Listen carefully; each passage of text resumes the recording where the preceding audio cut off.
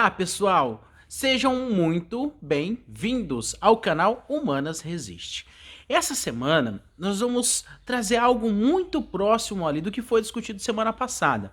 Semana passada nós discutimos a importância da música dentro da área de ciências humanas. Uma arte milenar, como a música, sendo analisada ali com apoio, com um aparato a partir das ciências humanas. Muito interessante. A semana passada ficou fantástico, ficou show de bola a nossa discussão proposta aí para entender um pouquinho da relação entre esses dois campos, né? Essas duas áreas do conhecimento humano em si.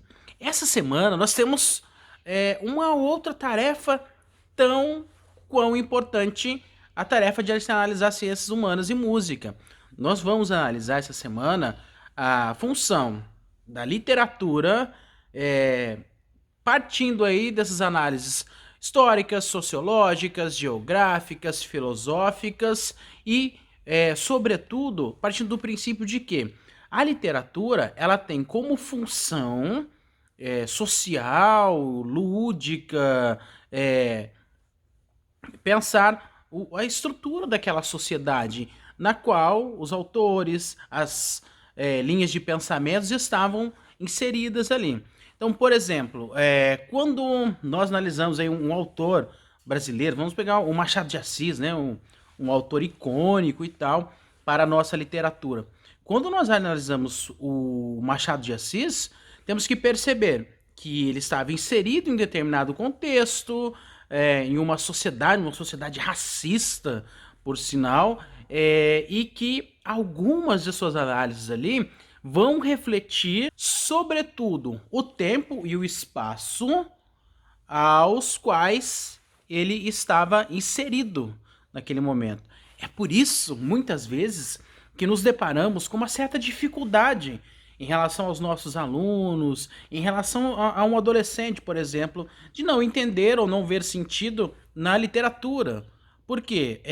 Primeiro, às vezes, a literatura está um pouco distante da realidade dele, a realidade social e, sobretudo, não parte da linguagem de determinados grupos sociais. Então, é uma luta inglória você querer colocar na cabeça de um aluno de uma periferia, de um local que não se dá um valor à literatura, é inglória, uma luta inglória, você querer colocar na mente do adolescente que ele precisa aprender o Machado de Assis, né?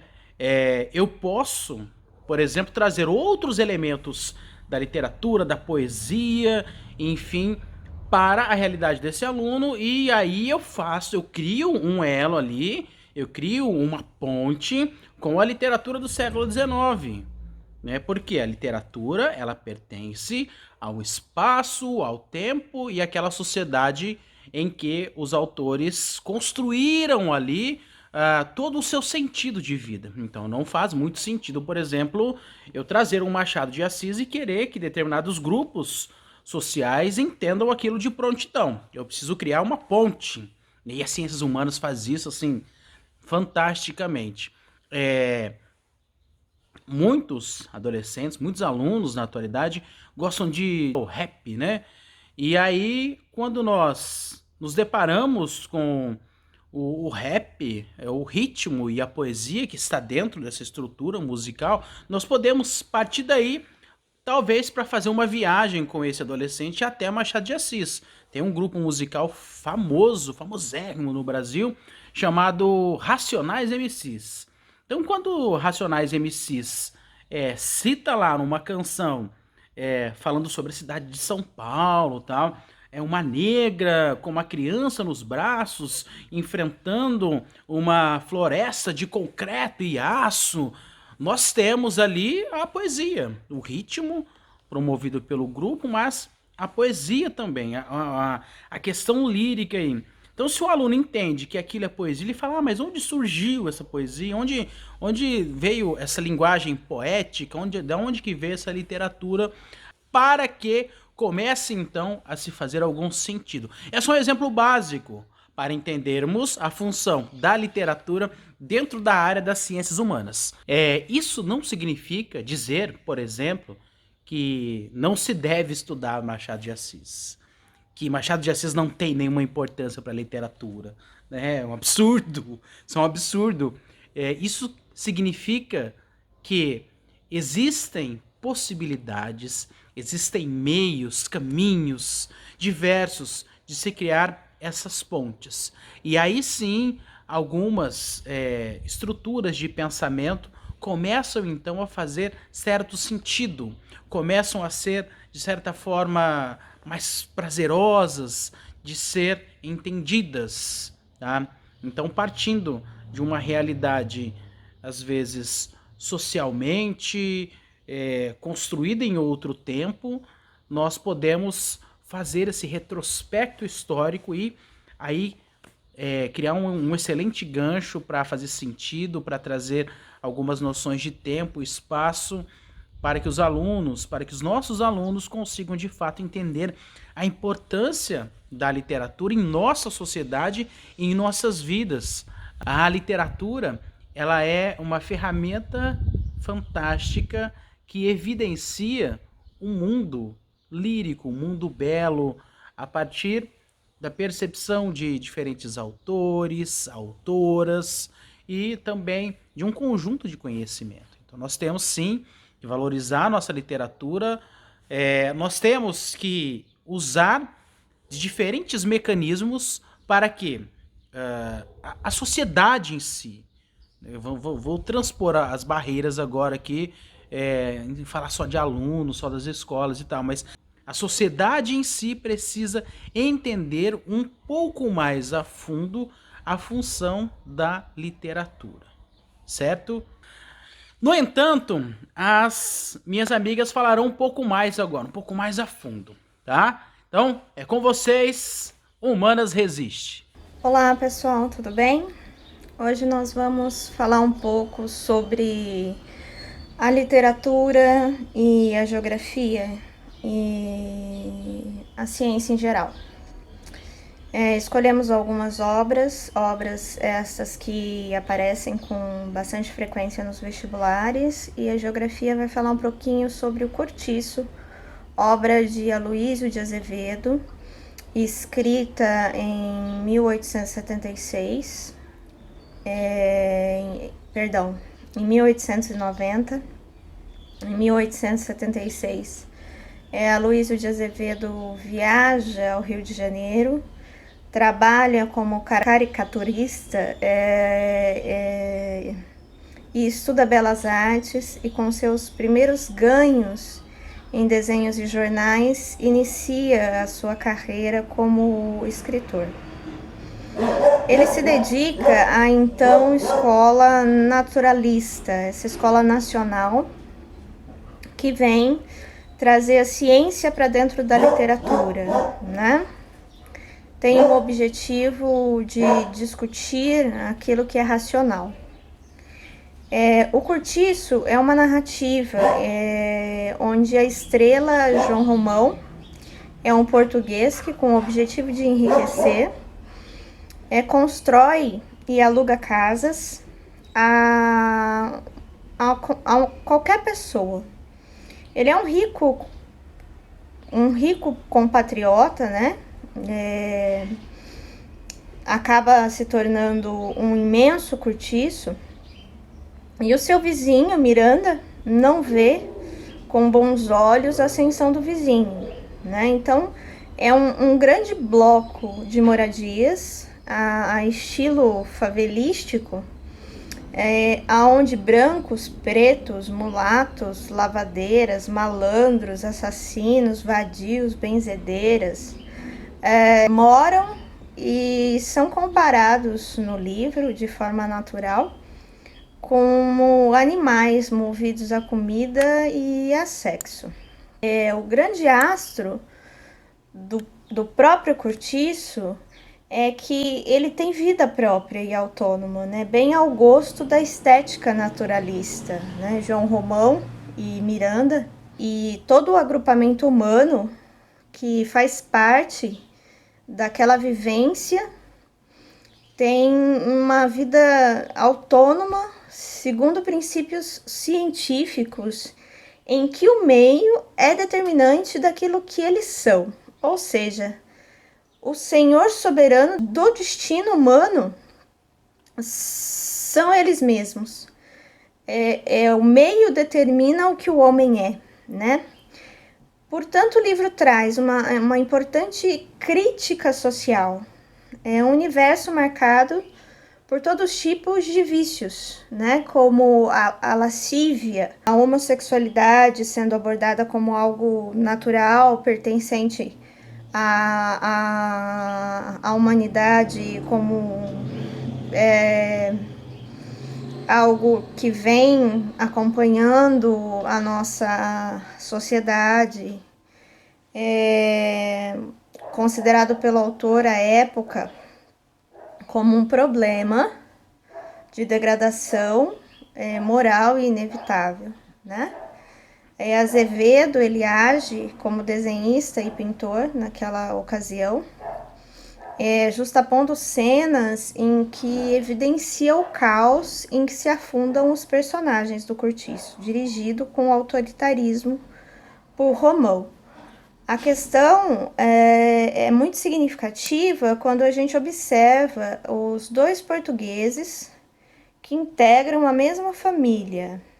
O Romão, que se deseja casar com a Zulmira, filha de Miranda, e que para isso, né, dono do cortiço, precisa se livrar da sua própria companheira, né, que por sua vez é a escrava Bertoleza, que esteve ao seu lado em todo o processo de ascensão social. Então, ele forja uma carta de alforria para se livrar da mulher, que o incomodava no processo de ascensão social, chama os antigos proprietários da escrava e a denuncia como fugida. E a polícia vem buscá-la, né, numa cena bem ao gosto naturalista, né, rasga o próprio ventre, ela rasga o seu próprio ventre. A miséria moral do dono do cortiço gera a miséria existencial de sua companheira. Então, vamos lá a perceber as críticas, resumir então as críticas sociais que estão postas aqui no naturalismo, na escola naturalista, e de como a ciência está ligada à escola naturalista na literatura brasileira. Primeiro, eu percebo que Aloysio de Azevedo ele tem a intenção de mostrar que naquele momento, para ele, o meio em que o homem vivia acabava determinando o que ele era, e que dificilmente seria possível, por mérito, né, algo que hoje é tão debatido, a meritocracia, sair de um meio em que há corrupção, em que há a deturpação de valores para ser algo diferente. Interessante notarmos que a questão dos valores, eles são bastante deturpados à medida que eu vivo num ambiente onde há deturpação dos valores que são construídos durante a minha vida, ou seja, cai no campo filosófico, né? Não há certo e não há errado, porque o que é certo para mim pode ser errado para você.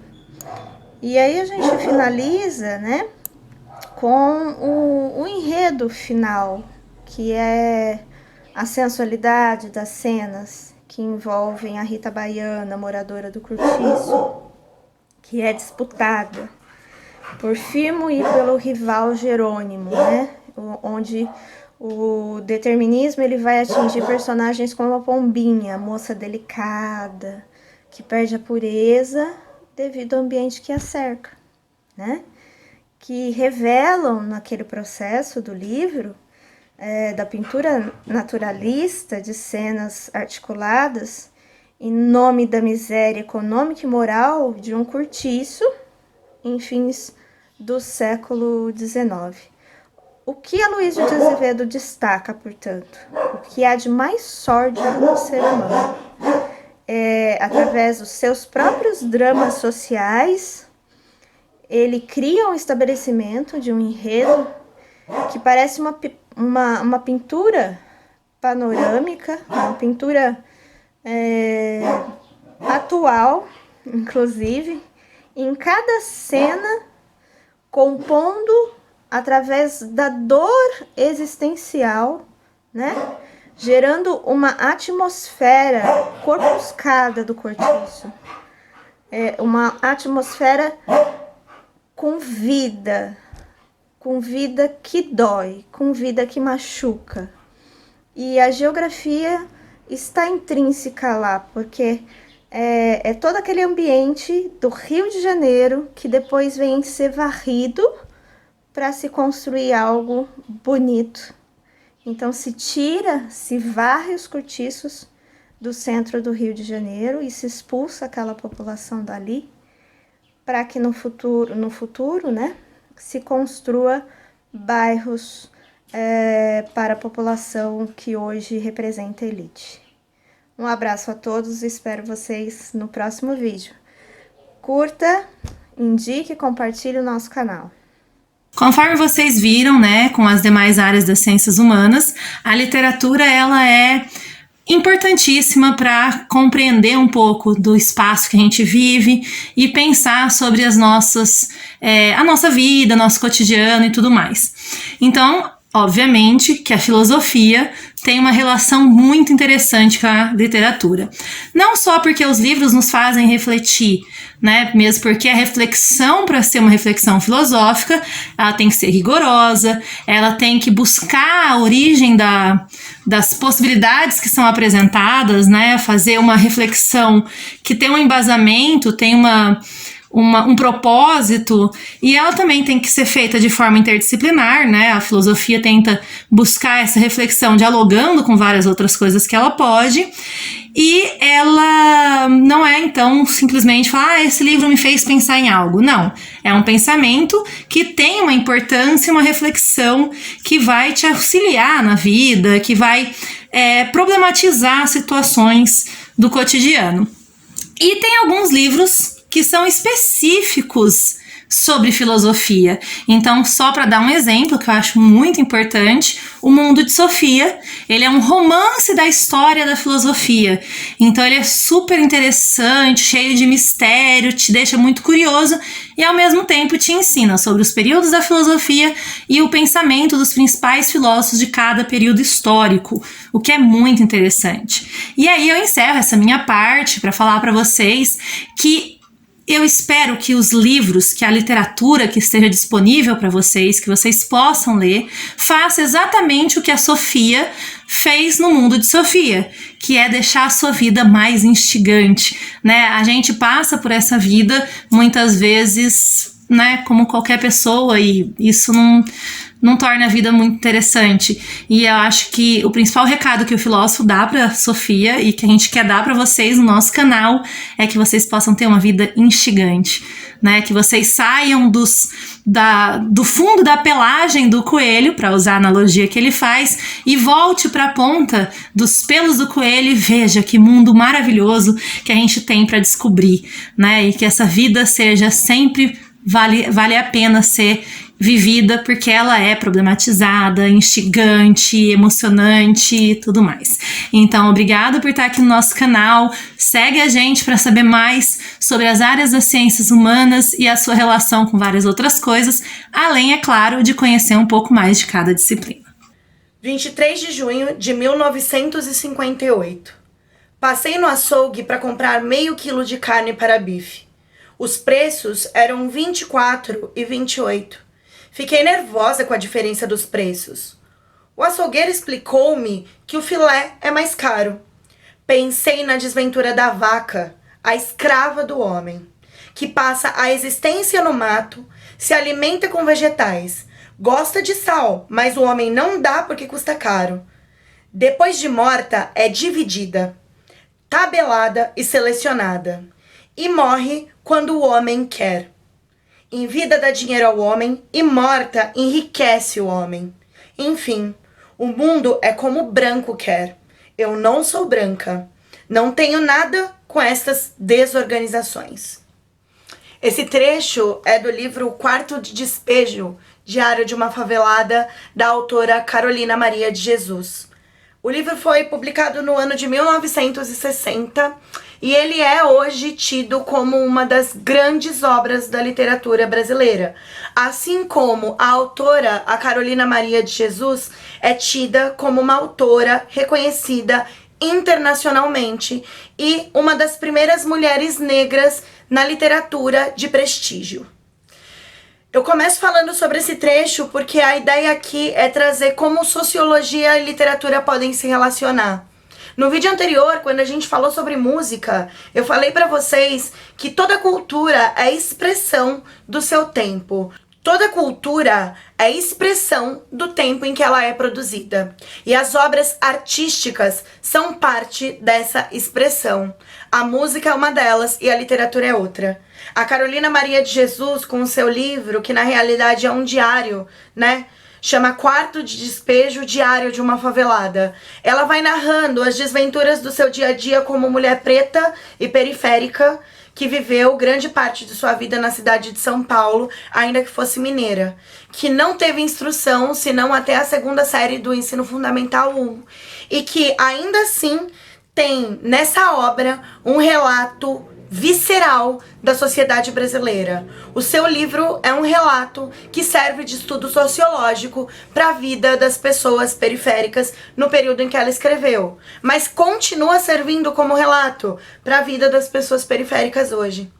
Mais do que isso, quando a Carolina faz essa observação que é incrível sobre como o homem, como seres humanos, se utilizam dos animais para o lucro em vida e mais ainda em morte, ela traz uma perspectiva de uma leitura social que ainda é crua em muita gente, que é a perspectiva de como nós, seres humanos, e como os burgueses, principalmente, dominaram os outros seres humanos e dominaram inclusive os animais para o seu enriquecimento, sem limite. O domínio da natureza e o domínio dos outros, tidos como mais fracos porque são mais pobres, não tem limite dentro da perspectiva do homem burguês. Não tem como não ressaltar essa obra e não tem como não fazer uma leitura de classe dentro da obra da Carolina. Assim como tantas outras obras oferecem essa leitura. Mas a questão da negritude e a questão da vida periférica aqui são viscerais. A obra caiu, agora ela cai, né, na Unicamp, ela entrou na lista da Unicamp junto com um disco dos Racionais MCs, que é um grupo de rap, que também é um traçado sobre a vida na favela, sobre a vida periférica, que é super importante. Não tem como dissociar a leitura sociológica dessas obras, porque essas obras, e principalmente quando ela vem de pessoas que estão dentro do contexto narrado, elas são fundamentais para o estudo da sociedade, de como ela se estrutura, de como ela se mantém e qual é a perspectiva de quem está dentro dessas zonas de exclusão social. Eu acho que é super importante conhecer essa obra e, mais do que isso, levar sempre e sempre o nome da Carolina Maria de Jesus e de tantos outros autores e autoras pretas, periféricas, para a boca de todas as pessoas do país. É isso, pessoal.